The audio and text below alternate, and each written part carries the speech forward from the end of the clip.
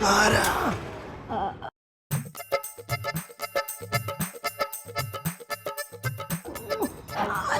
ക്ലീറ്റോയുടെ ഒരു ബിസിനസ് പാർട്ട്ണറാ.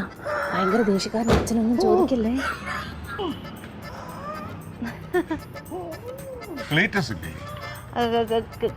ക്ലീറ്റോ പുറത്തുപോയി. നേരാണോ? ഓ സത്യം. വിളിച്ചാവട്ടെ ഫോണും എടുക്കുകയില്ല, ഇവിടെ വന്നാലോട്ട് കാണത്തൂല്ല. അതാ മറ്റേ പൈസയുടെ ബിസിനസിന്റെ കാര്യം അതല്ലേ അത് ക്ലീറ്റോ ഇരിക്കാന്ന് പറഞ്ഞു. സമയം പോലെ ഓ ഇരിക്കാന്ന് പറഞ്ഞു. ഓ അപ്പൊ ശരി.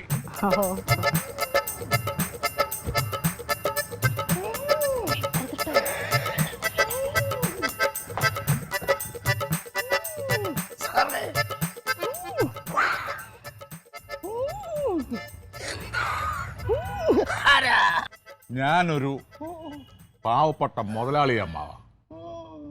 ഇവിടെ ഒരു രാഷ്ട്രീയക്കാരനുണ്ടല്ലോ, അവൻ എന്നോട് കുറെ പണവും മേടിച്ച് മുങ്ങി നടക്കുക.